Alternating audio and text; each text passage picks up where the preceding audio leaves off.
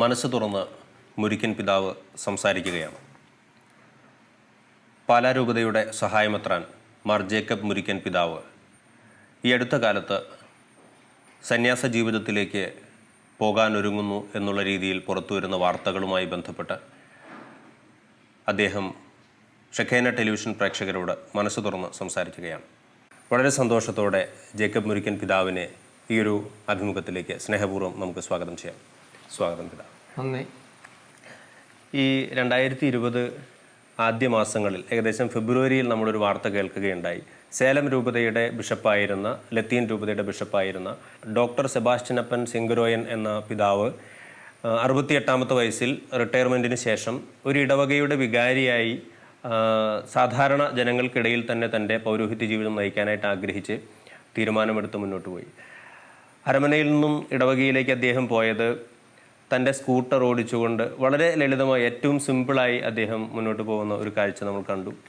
പക്ഷെ നമ്മൾ ഇതുവരെ കേട്ടുപരിചയമില്ലാത്ത ഒരു തീരുമാനമാണ് ഇപ്പോൾ അങ്ങയുടെ ഭാഗത്തു നിന്നും ഉണ്ടായിരിക്കുന്നത്. അങ്ങ് അതിനുവേണ്ടി സഭയുടെ അനുവാദത്തിനായിട്ട് കാത്തിരിക്കുന്നു. എന്താണ് അങ്ങയെ അതിലേക്ക് നയിച്ച ഒരു സാഹചര്യമെന്നറിയാൻ തീർച്ചയായിട്ടും എല്ലാ പ്രേക്ഷകർക്കും ആഗ്രഹമുണ്ട്. അങ്ങ് അത് വ്യക്തമാക്കിക്കൊണ്ട് നമുക്ക് തുടങ്ങാം. തീരുമാനം ദൈവനിവേശിതമായിട്ട് ഉള്ള ഒന്നാണ്. ദൈവം എനിക്ക് ഇങ്ങനെ ഒരു നിയോഗം തരുന്നതായിട്ട് 2017 മുതൽ അനുഭവപ്പെട്ടു. അപ്പോൾ മുതൽ ഞാൻ സഭാധികാരികളെ ഈ വിവരം അറിയിച്ചുകൊണ്ടിരുന്നു. 2018 അഭിമന്യ ആലഞ്ചേരി പിതാവിന് ഈ അറിയിപ്പ് ഞാൻ എഴുത്തായിട്ട് നൽകുകയും ചെയ്തു. പിന്നീട് പിതാവ് പറഞ്ഞു, സാവധാനം നമുക്ക് അതിനെപ്പറ്റി ആലോചിച്ച് തീരുമാനമെടുക്കാം പറഞ്ഞു. അങ്ങനെ അങ്ങ് തുടരുകയാണ് കാര്യങ്ങൾ. അപ്പോഴും അങ്ങ് ആ ഒരു പശ്ചാത്തലം കുറെ കൂടി വ്യക്തമാക്കിയാൽ നന്നായിരുന്നു എന്ന് തോന്നുകയാണ്. കാരണം ഇത് തന്നെയാണ് അങ്ങയെക്കുറിച്ചുള്ള ദൈവത്തിൻ്റെ ഇഷ്ടം, അല്ലെങ്കിൽ ഇത് തന്നെയാണ് ദൈവഹിതം എന്നെങ്ങനെയാണ് അങ്ങ് ഉറപ്പിച്ചത്? അത് കൺഫേം ചെയ്തത് എങ്ങനെയായിരുന്നു? പ്രഭാതത്തിൽ ഉണർന്ന് പ്രാർത്ഥിക്കുന്ന ഒരു സ്വഭാവം ആണ് എനിക്കുള്ളത്. പ്രഭാതം എന്ന് പറയുന്നത് 2:10-15, 2:15 എന്ന് പറയുന്ന ഒരു സമയത്ത് ഉണരും. അങ്ങനെ ഒരു 2-2.5 മണിക്കൂർ പ്രഭാതത്തിൽ നിശബ്ദതയിൽ പ്രാർത്ഥിക്കാറുണ്ട്. ആ സമയത്ത് ആണ് ഈ ദൈവം എന്നോട് സംസാരിക്കുന്നതായിട്ട് എനിക്ക് ബോധ്യപ്പെടുന്നു. നിശബ്ദതയിലേക്ക് വരണം, ഏകാന്തതയിലേക്ക് പോകണം, ആരാലും അറിയപ്പെടാത്ത ഒരു ജീവിതത്തിൻ്റെ എന്നോടുകൂടെ ആയിരിക്കണം എന്നൊരു വിളി ഇങ്ങനെ വരുന്നതായിട്ട് 2017 എനിക്ക് അനുഭവപ്പെട്ടു. 2012 ഞാൻ പാലാരൂപതയുടെ സഹായമെത്രാനാകും. അങ്ങനെ 2017 എനിക്ക് ഇങ്ങനെ ഒരു ഉൾവിളി ലഭിക്കുകയാണ്. അതിങ്ങനെ പിന്നീട് സാവധാനം ബലപ്പെട്ട് വരുന്നതായിട്ടാണ് അനുഭവപ്പെട്ട് വരുന്നത്. അപ്പോൾ ഈ തലത്തിൽ നിന്ന് മാറണമെന്ന് തന്നെയാണ് ദൈവം എന്നോട്. എനിക്കിഷ്ടം യഥാർത്ഥത്തിൽ ഈ ജനങ്ങളോട് കൂടിയുള്ളൊരു ശുശ്രൂഷയാണ്. മെത്രാൻ സ്ഥാനത്ത് ഇപ്പോൾ സഹായമെത്രാനായിട്ടിരിക്കുന്ന ഏറ്റവും കംഫർട്ടബിളാണ് ഞാൻ എല്ലാ തരത്തിലും. നല്ല സന്തോഷമായിട്ടിരിക്കുന്നു, സംതൃപ്തമായിട്ടിരിക്കുന്നു, സുഖമായിട്ടിരിക്കുന്നു.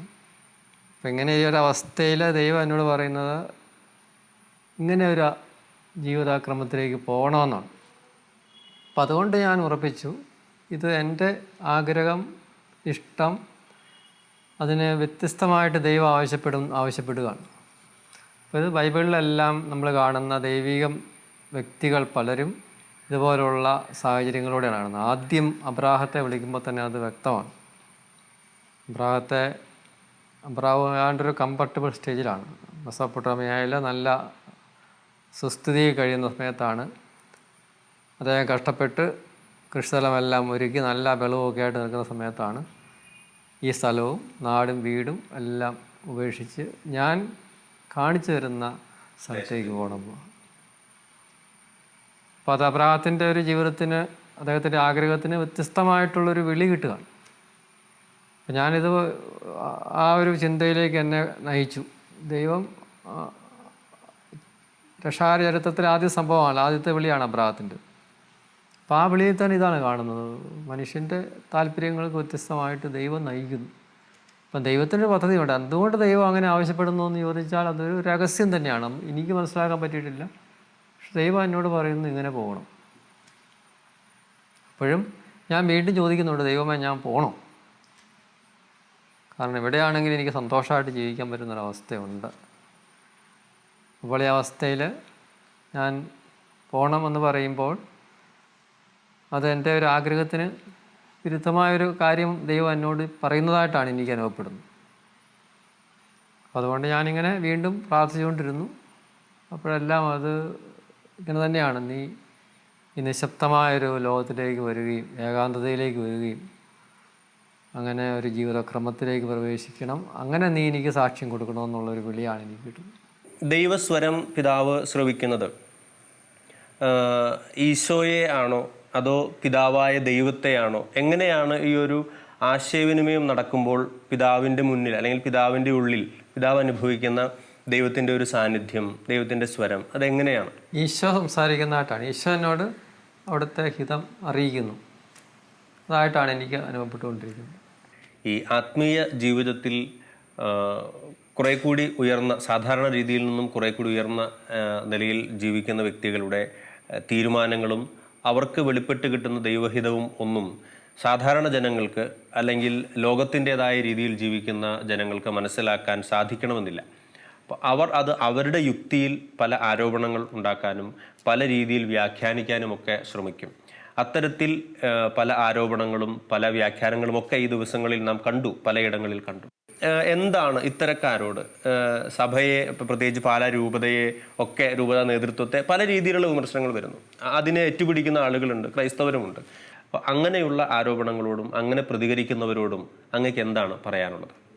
ഈ ഒരു പ്രതികരണം ലോകത്തിൽ നിന്ന് സ്വാഭാവികമായിട്ടും ഉണ്ടാകുമെന്ന് എനിക്ക് ഏറെക്കുറെ ഉറപ്പിക്കാമായിരുന്നു. കാരണം ഞാൻ ഈ 1993 അച്ഛനായതാണ്. ആ കാലം മുതൽ ഇന്ന് വരെ ഈ രൂപതയിലാണ്, ഞാൻ വേറെ എങ്ങും പോയിട്ടില്ല. ഈ രൂപതയിലെ വിവിധ ശുശ്രൂഷകളാണ്. അപ്പോൾ ഇവിടുത്തെ ജനങ്ങളുമായിട്ട് ബന്ധപ്പെട്ടുള്ളൊരു ശുശ്രൂഷയാണ് ചെയ്തുകൊണ്ടിരിക്കുന്നത്. അപ്പോൾ അവരുമായിട്ടൊരു നല്ല ബന്ധം എനിക്ക് സൂക്ഷിക്കാനും കഴിയുന്നുണ്ട്. അപ്പോൾ ആ ഒരവസ്ഥയിൽ നിൽക്കുമ്പോൾ, ഇങ്ങനെയൊരു തീരുമാനം ഉണ്ടാകുമ്പോൾ സ്വാഭാവികമായിട്ടും ജനങ്ങൾ അതിനോട് അനുകൂലമല്ല എന്ന് എനിക്ക് അറിയാനായിട്ട് കഴിയും. അതെനിക്ക് അതായത് ഈ കാര്യങ്ങൾ എങ്ങനെയോ പുറത്തറിഞ്ഞപ്പോൾ തന്നെ പലരും എന്നെ വിളിച്ച് പറഞ്ഞു, ഒരിക്കലും ഇങ്ങനൊരു ജീവിതത്തിലേക്ക് പോകാൻ പാടില്ല, ഞങ്ങളെല്ലാം ആഗ്രഹിക്കുന്നത് പാലാ രൂപതയിൽ ശുശ്രൂഷ ചെയ്യണമെന്നുള്ളതാണ്, അതിവിടുത്തെ ഒരു ആഗ്രഹമാണ്, ജനങ്ങളുടെ ആഗ്രഹമാണ് എന്നുള്ള കാര്യം വളരെ ശക്തമായിട്ട് പലരും എന്നെ അറിയിച്ചിട്ടുണ്ട്. ഇവരെ ഞാൻ ഇങ്ങനെ പ്രാർത്ഥിക്കുമ്പോൾ ഞാനും പറയാറുണ്ട് ദൈവത്തോട്, ഈ ആഗ്രഹമൊക്കെ ജനങ്ങൾ പറയുന്നു. പക്ഷെ ദൈവം എന്നോട് പറയുന്നത്, ഞാൻ നിന്നെ വിളിക്കുന്ന അവസ്ഥയിലേക്ക് വരും. ഇത്ര നാളും നീ ഇവിടെ ശുശ്രൂഷ ചെയ്തല്ലോ. 1993 മുതൽ ഇനി ഈ തീരുമാനം നടപ്പിലാക്കപ്പെടാൻ പോകുന്ന കാലം വരെ, അത് അറിയില്ല സഭ എപ്പോൾ എന്നെ അതിനായിട്ട് അയക്കുന്നോ ആ കാലഘട്ടം വരെ. നല്ലൊരു കാലഘട്ടമുണ്ട്, 27 വർഷം ഇപ്പോൾ തന്നെയായി. ഈ കാലഘട്ടത്തിൽ ഈ ജനങ്ങളുടെ കൂടെ ആയിരുന്നല്ലോ നിൻ്റെ ശുശ്രൂഷ. ഇത്രയും കാലം നിനക്ക് ഇഷ്ടമുള്ളൊരു ശുശ്രൂഷയാണ് ചെയ്തുകൊണ്ടിരുന്നത്, ജനങ്ങൾക്കും അത് ഇഷ്ടമായിരുന്നു എന്നാണല്ലോ നീയും പറയുന്നത്. ഇനി അതിലും ഒരുപടി ഞാൻ നിന്നെ വിളിക്കുന്നത് എനിക്ക് ഇഷ്ടപ്പെട്ട കാര്യം ചെയ്യാനായിട്ട് വിളിക്കുന്നു. അത് നിനക്ക് ചിലപ്പോൾ മനസ്സിലാവില്ല എന്തുകൊണ്ടെന്നുള്ളത്, എന്നെ സ്നേഹിക്കുന്ന ജനത്തിനും മനസ്സിലാകണമെന്നില്ല. ഇപ്പോൾ മനസ്സിലാകണമെന്നില്ല, പക്ഷേ പിന്നീട് അതിലെ ദൈവഹിതത്തിൻ്റെ പദ്ധതികൾ പിന്നീട് നമുക്ക് മനസ്സിലാകും, വെളിപ്പെടും. വിമർശനം ഉണ്ടാകുക, അല്ലെങ്കിൽ ഈ കാരണത്താൽ ചിലപ്പോൾ പല കാര്യങ്ങൾ പറയും. എന്നോടും ഞാനും കേട്ടു, സഭയിലെ അധികാര കേന്ദ്രങ്ങളിലുള്ള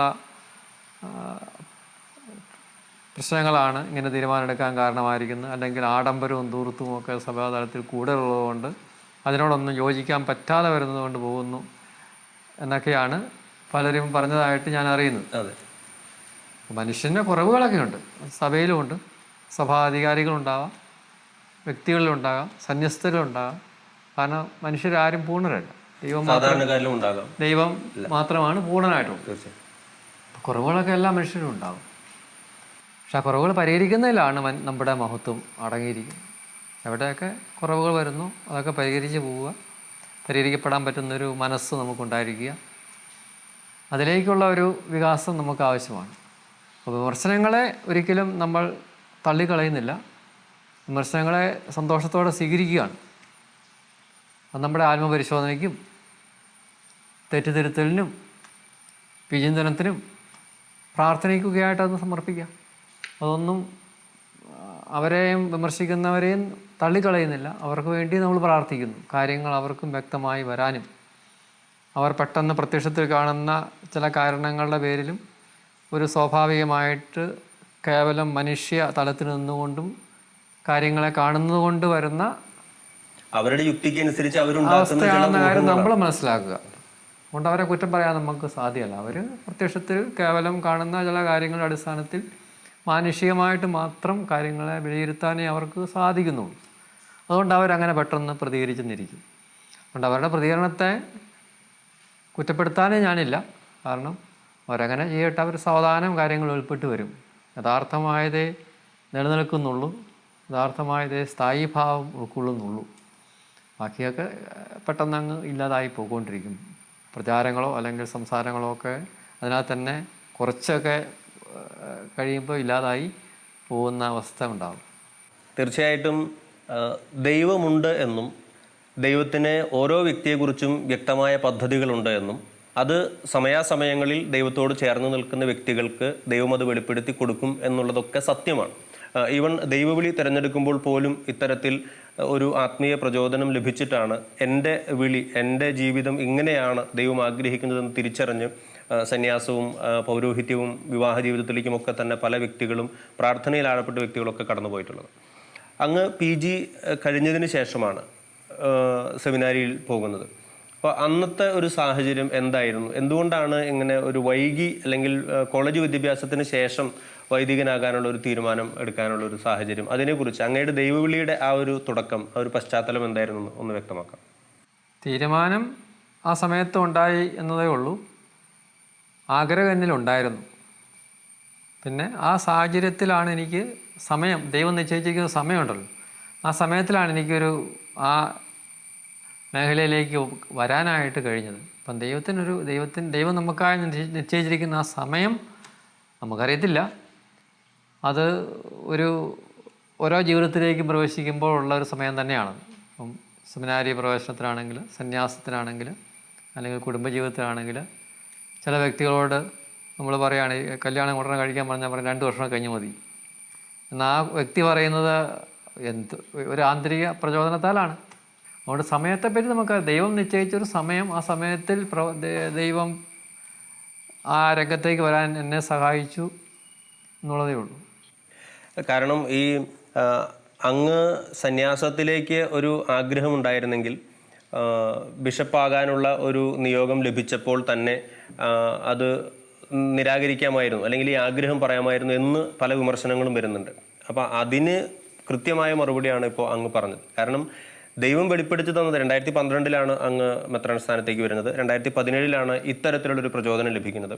അപ്പം സെമിനാരിയിലേക്ക് പോകാൻ ഉദ്ദേശിച്ച ഒരു വ്യക്തിയാണെങ്കിൽ SSLC കഴിഞ്ഞ ഉടനെ സെമിനാരിയിലേക്ക് പോകാമായിരുന്നു. പക്ഷേ അങ്ങ് പോകുന്നത് കോളേജ് വിദ്യാഭ്യാസത്തിന് ശേഷം PG കഴിഞ്ഞിട്ടാണ് അങ്ങ് സെമിനാരിയിലേക്ക് ചേരുന്നത്. അപ്പോൾ അത് ദൈവത്തിൻ്റെ സമയം അപ്പോഴായിരുന്നു. അതുകൊണ്ട് അപ്പോൾ തീരുമാനമെടുത്തു. അപ്പോൾ ഈ ഒരു ദൈവഹിതത്തിനനുസരിച്ച് ജീവിതം ക്രമീകരിക്കുന്ന, തീരുമാനമെടുക്കുന്ന അങ്ങയുടെ ഒരു സ്വഭാവം, അങ്ങയുടെ ഒരു രീതി ഇതാദ്യമായിട്ടല്ല എന്നുള്ളതാണ് നമുക്കിതിലൂടെ മനസ്സിലാകുന്നത്. ഇന്നത്തെ നമ്മുടെ സാമൂഹിക ചുറ്റുപാടിൽ, ഇന്നത്തെ സാഹചര്യങ്ങളിൽ വൈദികർക്കും സന്യസ്തർക്കും അല്ലെങ്കിൽ ആത്മീയ നേതൃത്വത്തിലുള്ളവർക്ക് ഒരു ലളിത ജീവിതം നയിക്കുക എന്നത് പ്രായോഗികമല്ലാത്ത ഒരു കാര്യമാണോ? അങ്ങനെ അങ്ങ് ചിന്തിക്കുന്നുണ്ടോ? അങ്ങനെയില്ല. അതെല്ലാം ഏത് മേഖലയിലാണെങ്കിലും വ്യക്തിഗതമാണ്. കൂടുതലായിട്ടും നമ്മുടെ ബോധ്യങ്ങളാണ് നമ്മെ നയിക്കേണ്ടത്. നമുക്ക് ഈ ശുശ്രൂഷകൾ ഏറ്റെടുക്കുമ്പോൾ പരിശീലനത്തിലൂടെയും ദൈവത്തിൻ്റെ വെളിപ്പെടുത്തലിലൂടെയും നമ്മുടെ ധ്യാനത്തിലൂടെയും പ്രാർത്ഥനയിലൂടെയും ഒക്കെ ഓരോ ജീവിതത്തിൻ്റെയും അല്ലെങ്കിൽ അടിസ്ഥാനപരമായിട്ടൊരു ക്രൈസ്തവ ദർശനം നമുക്കുണ്ട്. ആ ക്രൈസ്തവ ദർശനത്തിലെ പ്രധാനപ്പെട്ട കാര്യങ്ങളാണ് ഈ പറയുന്ന ദാരിദ്ര്യ അരുവി എന്നെല്ലാം പറയുന്നത്. കാരണം പിതാവുമായുള്ള സമാനത മുറുകെ പിടിക്കേണ്ട കാര്യമായി കരുതാതെ അവിടുന്ന് സ്ഥാനമെല്ലാം ത്യജിച്ച് സ്വയം ശൂന്യവൽക്കരിച്ചു. അങ്ങനെയാണ് രക്ഷ സാധിച്ചത്. അപ്പോൾ അടിസ്ഥാനപരമായിട്ട് ക്രൈസ്തവ ജീവിതം എന്ന് പറയുന്നത് ഈ ശൂന്യവൽക്കരണത്തിൻ്റെ ഒരു ജീവിതമാണ് ക്രൈസ്തവ ജീവിതം എന്ന് പറയുന്നത്. അതെല്ലാ മാമോദിസ സ്വീകരിച്ച വ്യക്തികളെ സംബന്ധിച്ച് അതുണ്ട്. എല്ലാവർക്കും ഈ ക്രൈസ്തവ മൂല്യങ്ങൾ പാലിച്ചുകൊണ്ട് പോവുക എന്നുള്ള ആവശ്യമാണ്. പിന്നെ വ്യത്യസ്തമായ തലങ്ങൾ അത് സഭയുടെ ചരിത്രം പഠിക്കുമ്പോൾ അറിയാം. ഓരോ കാലങ്ങളിൽ സഭയിൽ ഭൗതികമായിട്ടുള്ള സമൃദ്ധി ഉണ്ടായിട്ടുണ്ട്, ഭൗതികമായിട്ടുള്ള കുറവുകൾ സംഭവിച്ചിട്ടുണ്ട്. ഇപ്പോൾ ലോക്ക്ഡൗൺ ആണല്ലോ, എല്ലാവരും അടങ്ങി ഒതുങ്ങിയിരിക്കുകയാണ്. ഇപ്പോൾ സമൃദ്ധി ഒന്നും കാണിക്കാൻ ആർക്കും വകുപ്പില്ല.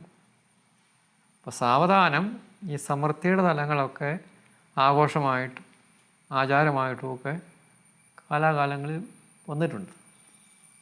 അതൊക്കെ പല ഘട്ടങ്ങളിൽ നമ്മൾ കണ്ടിട്ടുള്ള കാര്യങ്ങളാണ്.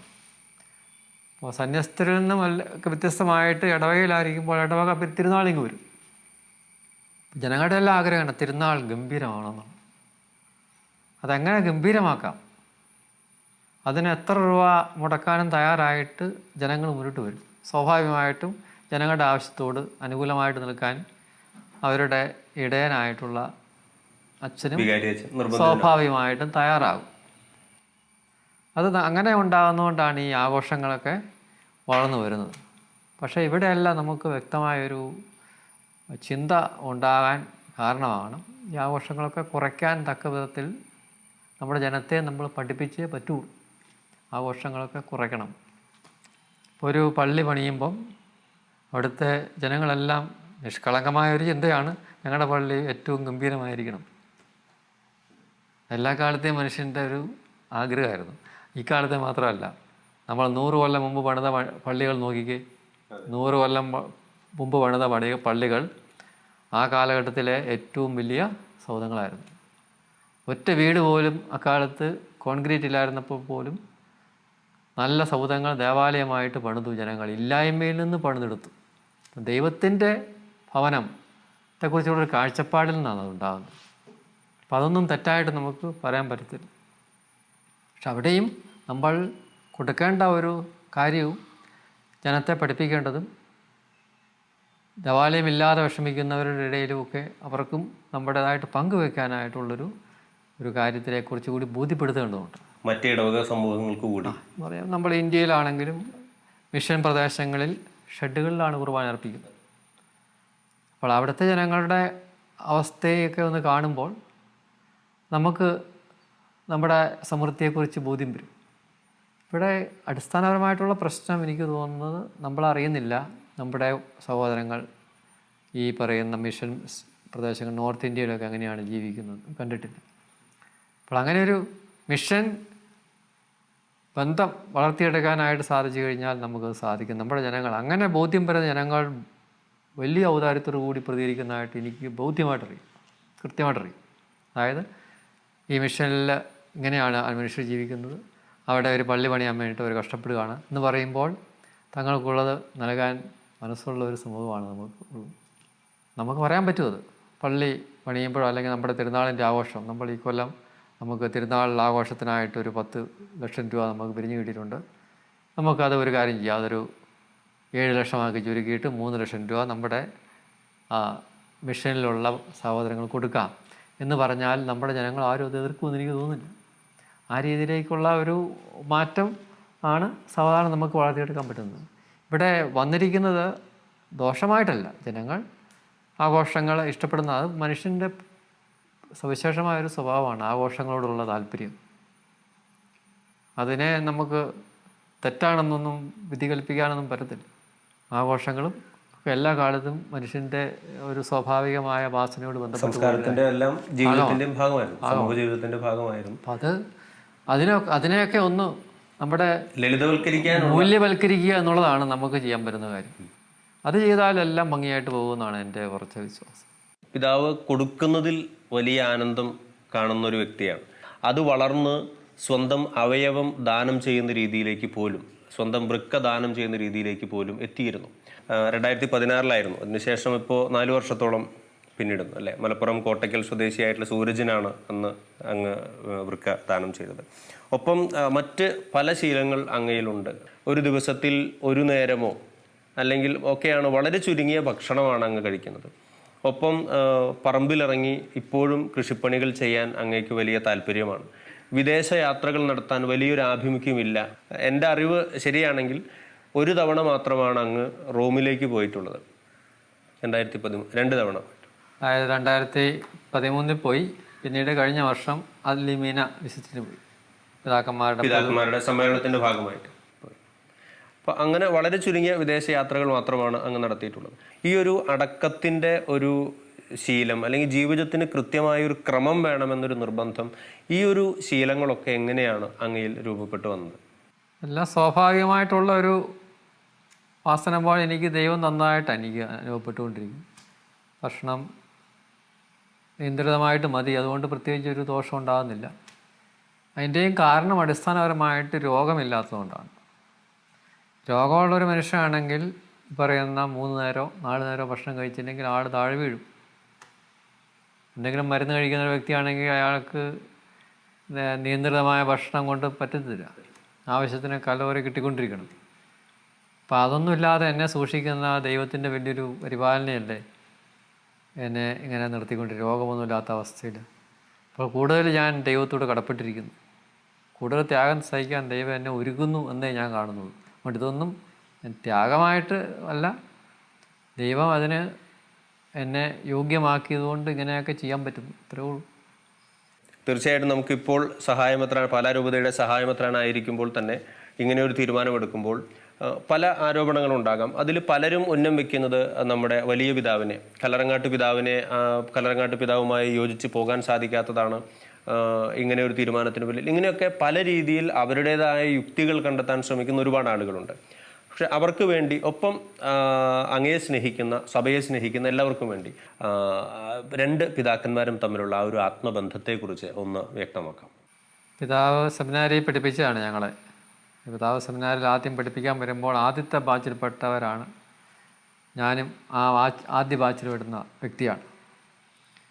അപ്പോൾ എനിക്ക് പിതാവിൽ കാണാൻ കഴിഞ്ഞ ഏറ്റവും നല്ല കാര്യം നല്ലൊരു അധ്യാപകനാണ്. നല്ലൊരു അധ്യാപകൻ്റെ ഗുണം അധ്യാപകൻ പഠിപ്പിച്ചാൽ കുട്ടികൾ പഠിക്കും എന്നുള്ളതാണ്. നല്ല അധ്യാപകരാണെങ്കിൽ ആ അധ്യാപകൻ പഠിപ്പിക്കുന്ന വിഷയങ്ങൾ പഠിക്കാൻ കുട്ടികൾക്ക് ആഗ്രഹമുണ്ടാകും. കല്ലറങ്ങാട്ട് പിതാവ് പഠിപ്പിക്കുന്ന വിഷയം പഠിക്കാൻ എനിക്ക് ഭയങ്കര ഇഷ്ടമായിരുന്നു. അത് അദ്ദേഹത്തിൻ്റെ ആ പഠിപ്പിക്കലിൻ്റെ ഒരു പ്രത്യേകത കൊണ്ടായിരിക്കാം. അദ്ദേഹത്തിൻ്റെ വിഷയങ്ങളായിരുന്നു ആദ്യം ഞാൻ പഠിച്ചുകൊണ്ട്. വലിയ താല്പര്യം, അങ്ങനെ പഠനത്തോട് വലിയൊരു ആഗ്രഹവും ഇല്ലെങ്കിലും പിതാവ് പഠിപ്പിക്കുന്ന വിഷയങ്ങൾ വളരെ പഠിക്കാനുള്ള പ്രത്യേകമായൊരു താല്പര്യവും ഉണ്ടായിരുന്നു. അപ്പം നല്ലൊരു അധ്യാപകൻ എന്നതിൽ അന്നു മുതൽ എനിക്ക് വലിയൊരു ആദരവോടെയും വലിയ സ്നേഹത്തോടെയുമാണ് പിതാവുമായിട്ട് വന്നത്. അതുകൊണ്ട് തന്നെയാണ് പിതാവ് എന്നെ സഹായമെത്താനായിട്ട് തിരഞ്ഞെടുത്തത്. ആ ബന്ധം ഇന്നും അഭംഗുരം തുടരുകയാണ്. എന്നെ ഏറ്റവും അധികം ഞാനിങ്ങനെ തീരുമാനമെടുത്തതിൽ വിഷമിക്കുന്ന, വേദനിക്കുന്ന ഒരു വ്യക്തി അദ്ദേഹമാണ്. എനിക്ക് ഇങ്ങനെയൊരു ജീവിതശൈലിയിലേക്ക് പോകുന്ന ഏറ്റവും വലിയ തടസ്സവും അദ്ദേഹമാണ്. കാരണം അദ്ദേഹത്തെ വേദനിപ്പിക്കണമല്ലോ എന്നുള്ള ചിന്തയാണ് എന്നെ അലട്ടുന്ന ഏറ്റവും വലിയ പ്രശ്നം. അദ്ദേഹത്തിൻ്റെ ഒരു വേദന, എൻ്റെ ഒരു ഗുരുനാഥനാണ്. അദ്ദേഹമാണ് എന്നെ സഹായമെത്താനാക്കിയത്. വലിയൊരു പ്രതീക്ഷയോട് കൂടിയാണ് അദ്ദേഹമാക്കിയത്. ആ പ്രതീക്ഷകൾക്കെല്ലാം ഭംഗം വരുന്ന സ്ഥിതിയിൽ ഇപ്പോൾ ഞാൻ പോകുമ്പോൾ അദ്ദേഹത്തിനും ആ രൂപതയ്ക്കും രൂപതയിലുള്ളവർക്കും ഒക്കെ ഉണ്ടാകുന്ന ആ വേദനയെ പറ്റിയുള്ള ഒരു ചിന്ത എൻ്റെ മനസ്സിനെ ഒത്തിരി അലട്ടുന്നുണ്ട്. എങ്കിലും ദൈവം എന്നെ ഇങ്ങനെ കാര്യത്തിലേക്ക് നിർബന്ധിക്കുന്നു എന്നുള്ളതുകൊണ്ട് എനിക്ക് എല്ലാ കാലത്തും ദൈവഹിതത്തിന് വഴിപ്പെടുക എന്നുള്ള ഒരു നിയോഗം പ്രധാനമാണെന്ന് ബോധ്യപ്പെട്ടതിൻ്റെ അടിസ്ഥാനത്തിലാണ് ഞാൻ ഒത്തിരിയേറെ വേദനയോടുകൂടിയാണെങ്കിലും ഇങ്ങനെ ഒരു തീരുമാനമെടുക്കുന്നത്. അപ്പോഴും ഞാൻ പുറകോട്ട് ചിന്തിച്ചു. ഞാൻ സെമിനാരിൽ ചേരുമ്പോൾ വീട് മുഴുവൻ കരച്ചിലായിരുന്നു. ആ കരച്ചിലിനിടയിൽ നിന്ന് എനിക്ക് ഇങ്ങനൊരു തീരുമാനം എടുക്കാനായിട്ട് വലിയൊരു സ്ട്രഗിളിലൂടെ പോകേണ്ടി വന്നു. വലിയൊരു സ്ട്രഗിൾ ചെയ്താണ് അന്ന് വരെ. അതേ സ്ട്രഗിൾ ഇന്ന് വീണ്ടും ഞാൻ അനുഭവിച്ചുകൊണ്ടിരിക്കുകയാണ്. ഇപ്പോഴത്തെ ഈ ഒരു തീരുമാനത്തിൻ്റെ ഒരു സ്റ്റേജ് എന്താണ്? ഇപ്പം നമുക്ക് സഭയിൽ നിന്ന് അനുവാദം ലഭിച്ചോ, അല്ലെങ്കിൽ അതിനെക്കുറിച്ച് ഔപചാരികമായി ഒഫീഷ്യലായിട്ട് എന്തെങ്കിലും അനുവാദം ലഭിക്കുകയോ അല്ലെങ്കിൽ അതിൻ്റെ സൂചനകളോ എന്താണ് ഇപ്പോഴത്തെ ഒരു സാഹചര്യം? അപേക്ഷ കൊടുത്തിരിക്കുകയാണ്. 2018 പിന്നെ കർദിനാൾ തിരുമേനിക്ക് ഞാൻ കൊടുത്തതാണ് അപേക്ഷ. പിതാവ് സിനഡിനെ സമർപ്പിക്കാം എന്ന് പറഞ്ഞിട്ടുണ്ട് ഉചിതമായ സമയത്ത്. എന്നോട് അല്പം വെയിറ്റ് ചെയ്യണമെന്ന് പറഞ്ഞു. അങ്ങനെ വെയിറ്റ് ചെയ്തുകൊണ്ടിരിക്കുന്നു. അപ്പോൾ ആ സമയം ആകുന്നവരെ ഞാൻ എൻ്റെ ശുശ്രൂഷ ഇവിടെ തുടർന്നുകൊണ്ടിരിക്കും. അതിനിടയ്ക്ക് പെട്ടെന്ന് ആരോ ഇങ്ങനെയൊരു കാര്യം പുറത്തോട്ട് വിട്ടതാണ്. ഒരു ചെറിയ ഒരു ആശയക്കുഴപ്പത്തിന് ഒക്കെ ഇടയായതെന്ന് എനിക്ക് തോന്നുന്നു. അതെനിക്ക് സങ്കടമില്ല. എങ്ങനെ ആയാലും അങ്ങനെ പുറത്ത് വന്നു. ഇതിനെ തുടർന്ന് എന്തെങ്കിലും ഇപ്പം കർദിനാൾ പിതാവ് ആലഞ്ചേരി പിതാവ് ഇതിനെക്കുറിച്ച് എന്തെങ്കിലും സംസാരിക്കുകയോ അങ്ങനെ എന്തെങ്കിലും ഒരു സാഹചര്യം ഉണ്ടായോ? അല്ല, പിതാവ് പറഞ്ഞിട്ടുണ്ട്, അടുത്ത സെനഡിലാണല്ലോ നമുക്ക് ഈ കാര്യങ്ങൾ പറയേണ്ടത്. സെനഡിന് ഇപ്പം ഈ ഓഗസ്റ്റിലുള്ളതില്ല, പിന്നീട് സെപ്റ്റംബറിലോ ഒക്ടോബറിലോ ചിലപ്പോൾ അടുത്ത ജനുവരിയിലോ ഒക്കെ ആയിരിക്കും നടക്കുക. ഇപ്പോൾ ഈ കൊറോണ വിഷയം കൂടെ വന്ദിക്കുന്നത്. എന്തായാലും അതെല്ലാം ദൈവ നിശ്ചയമാണല്ലോ. അതുകൊണ്ട് ഞാൻ സഭാ അധികാരികളെ വിവരം അറിയിച്ചിട്ടുണ്ട്. അവരിലൂടെ ഒരു തീരുമാനത്തിലേക്ക്, ദൈവഹിതമാണല്ലോ ഇത്, ഇപ്പം ദൈവഹിതം നിറവേറ്റപ്പെടുമെന്നുള്ള ഒരു പ്രതീക്ഷയും ഞാൻ കാത്തിരിക്കുന്നു. എനിക്ക് സമയത്തെ സംബന്ധിച്ചുള്ളൊരു ഉത്കണ്ഠയില്ല. ഏത് സമയം വന്നാലും, കാരണം എപ്പോഴാണ് സന്തോഷത്തോടെ ഇവിടെ ശുശ്രൂഷ ചെയ്തുകൊണ്ടിരിക്കുകയാണല്ലോ. അപ്പോൾ ദൈവം നിശ്ചയിച്ചിരിക്കുന്ന സമയത്ത് അങ്ങോട്ട് മാറുന്നതിന് ഞാൻ മാനസികമായിട്ട് പൊരുത്തപ്പെട്ട അവസ്ഥയിലുമാണ്. ഈ ഒരു ആശ്രമ ജീവിതം എവിടെയായിരിക്കുമെന്നോ എങ്ങനെയായിരിക്കുമെന്നോ അത്തരത്തിൽ എന്തെങ്കിലും രീതിയിൽ ഇപ്പോൾ തീരുമാനമെടുത്തിട്ടുണ്ടോ? ആശ്രമവാസമല്ല, ഇത് ഏകാന്തവാസം. അതിലേക്ക് എന്നെ ദൈവം വിളിക്കുന്നതായിട്ടാണ് എനിക്ക് അനുഭവപ്പെട്ടത്. അതുകൊണ്ട് ഞാനത് എൻ്റെ പിതാവിനോടും മേജർ ആർച്ച് ബിഷപ്പിനോടും ആ വിവരം അറിയിച്ചു. അപ്പോൾ അവർ പറഞ്ഞു, മെത്രാനായതുകൊണ്ട് നമുക്ക് എവിടെയെങ്കിലും പോയി ഒറ്റയ്ക്ക് അങ്ങനെ താമസിക്കത്തില്ലല്ലോ. അതുകൊണ്ട് ഏതെങ്കിലും ഒരു ആശ്രമത്തിൻ്റെ ഒരു സംരക്ഷണത്തിനുള്ളിൽ, ഒരു പരിധിക്കുള്ളിൽ ഈ പറയുന്ന ഹെർമിറ്റ് എന്ന് പറയുന്ന അത് ഏകാന്ത താപസ ജീവിതത്തിന് വേണ്ടിയിട്ടുള്ള ഭവനം ഒരുക്കി അവിടെ താമസിച്ചുകൊണ്ട് നമുക്ക് ജീവിക്കാം. അപ്പോൾ ആ ഒരു സന്യാസ പശ്ചാത്തലം നമുക്ക് ലഭിക്കും. ഇത്രയൊക്കെ ഉണ്ട്. കുർബാന ചെല്ലണം, പ്രാർത്ഥനകളുണ്ട്, ഇതൊക്കെ വേണമെങ്കിൽ ആശ്രമത്തിൽ പോയി ചെല്ലാം. എല്ലാ ദിവസവും ഏകാന്തതയെ വേണമെന്നില്ല, ആശ്രമത്തിലും പോയി അത് ചെയ്യാം. അപ്പം അങ്ങനെ ഒരെണ്ണം നല്ലതാണെന്ന് പിതാക്കന്മാർ പറഞ്ഞതിൻ്റെ അടിസ്ഥാനത്തിൽ ആണ് അങ്ങനെ ഒരു ആശ്രമം അന്വേഷിച്ചപ്പോൾ എൻ്റെ ഗുരു കൂടിയായ സേവ്യർ കൂടപ്പുഴ അച്ഛന് നല്ലതണ്ണി എന്ന് പറയുന്ന സ്ഥലത്ത് ഇപ്പോൾ ഒരു ആശ്രമമുണ്ട്. നമ്മുടെ പൗരസ്ത്യ ദർശനത്തിൽ പൂർണ്ണമായിട്ടും അധിഷ്ഠിതമായിട്ടൊരു ആശ്രമമാണ്. അപ്പോൾ ആശ്രമത്തിൻ്റെ പരിധിക്കുള്ളിൽ ആയിക്കൊള്ളട്ടെ എന്ന് ഞാൻ ആഗ്രഹിച്ച് അത് ഞാൻ എൻ്റെ അപേക്ഷയിൽ ആ രീതിയിലാണ് ഞാൻ കൊടുത്തിരിക്കുന്നത്. അപ്പോൾ ആ ഒരു കോമ്പൗണ്ട് നമ്മൾ പറയും, ആശ്രമത്തിൻ്റെ കോമ്പൗണ്ടിനുള്ളിൽ ഇപ്പോൾ ഒരു ആശ്രമ സംരക്ഷണം നമുക്ക് ലഭിക്കും. അതിനുള്ളിൽ ഏറ്റവും പ്രകൃതിദത്തമായൊരു മനുഷ്യന് താമസിക്കാവുന്ന മിനിമം സൗകര്യം, അതാണ് ഹെർമിറ്റ് എന്ന് പറയുന്ന പ്രത്യേകതയാണ്. ഏറ്റവും മിനിമം സൗകര്യം ഉണ്ടാകാൻ പാടുള്ളൂ. ഞാൻ നിശ്ചയിക്കണമല്ല, ഹെർമിറ്റ് ജീവിതത്തിൽ മുഴുവൻ അങ്ങനെയാണ്. ഇതിനു മുമ്പുള്ള ആ ജീവിതം നയിച്ചിരുന്ന താമസന്മാരെല്ലാം ജീവിക്കാൻ വളരെ അത്യാവശ്യ സൗകര്യത്തിൽ മാത്രമേ അവർ എടുത്തിട്ടുള്ളൂ. ജീവിക്കാൻ വേണ്ടി മാത്രമേ ഭക്ഷണമുള്ളൂ. അങ്ങനെ ലോകപരമായിട്ടുള്ള സൗകര്യങ്ങൾ ഏറ്റവും മിനിമം എന്ന തലത്തിലേക്ക് അവർ വന്ന് ജീവിക്കുന്നവരാണ്. ആ ഒരു ജീവിതശൈലിയാണ്. അപ്പോൾ അതിലേക്കാണ് ദൈവം എന്നെ നിയോഗിക്കുന്നത്. തീർച്ചയായിട്ടും വളരെ നന്ദി പിതാവ്, ഇത്രയും സമയം ഷെക്കേന ടെലിവിഷന്, ഷെക്കേന പ്രേക്ഷകർക്ക് വേണ്ടിയിട്ട് ഇത്രയും കാര്യങ്ങൾ പങ്കുവച്ചതിന്. വലിയ ആശയക്കുഴപ്പം ജനങ്ങളുടെ മനസ്സിലുണ്ടായിരുന്നു. പലരും പല രീതിയിൽ ചർച്ചകൾ നടത്തുന്നു, സഭയെക്കുറിച്ച് പറയുന്നു, നേരത്തെ പറഞ്ഞ കാര്യങ്ങളൊക്കെ തന്നെ. ഇതിലൊരു വ്യക്തത വരുത്താൻ സഹായിച്ചതിനും ഇത്രയും സമയം സംസാരിച്ചതിനും മുഴുവൻ ഷെക്കേന പ്രേക്ഷകർക്ക് വേണ്ടി ഒപ്പം ദൈവനാമത്തിൽ വളരെ സ്നേഹത്തോടെ നന്ദി പറയുന്നു. താങ്ക് യു പിതാവ്. പ്രത്യേകമായിട്ടിവിടെ വന്ന് എന്നോട് വളരെ സൗഹൃദപരമായിട്ട് ഈ കാര്യങ്ങളൊക്കെ ദൈവജനത്തിന് വേണ്ടി, സമൂഹത്തിന് വേണ്ടി നിങ്ങൾ ചോദിക്കുകയും അവതരിപ്പിക്കുകയും ചെയ്തതിന് എനിക്ക് വലിയ നന്ദിയുണ്ട്. കാരണം നമുക്ക് ആശയക്കുഴപ്പം ഉണ്ടാകാൻ പാടില്ല എന്നുള്ളത് നമ്മുടെ എല്ലാവരുടെയും ലക്ഷ്യമാണ്. ആരും ഒരു ആശയക്കുഴപ്പത്തിലോ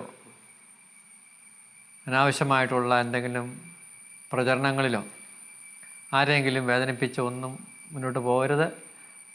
മറിച്ച് ദൈവഹിതം അനുസരിച്ചുള്ള കാര്യങ്ങളാണ് നടന്നുകൊണ്ടിരിക്കുന്നത്. അപ്പോൾ അത് മനസ്സിലാക്കി അതിനോട് പൊരുത്തപ്പെട്ട് കാര്യങ്ങൾ ഗ്രഹിക്കാനായിട്ട് തീർച്ചയായിട്ടും നിങ്ങളുടെ ഇവിടെ വന്ന് സംസാരിക്കാനായിട്ട് നിങ്ങൾ തയ്യാറായതിൽ എനിക്ക് വലിയ ആദരവുണ്ട്, നന്ദിയുണ്ട്. ദൈവം അനുഗ്രഹിക്കട്ടെ. വീണ്ടും നമുക്ക് കണ്ടുമുട്ടാം. Thank you.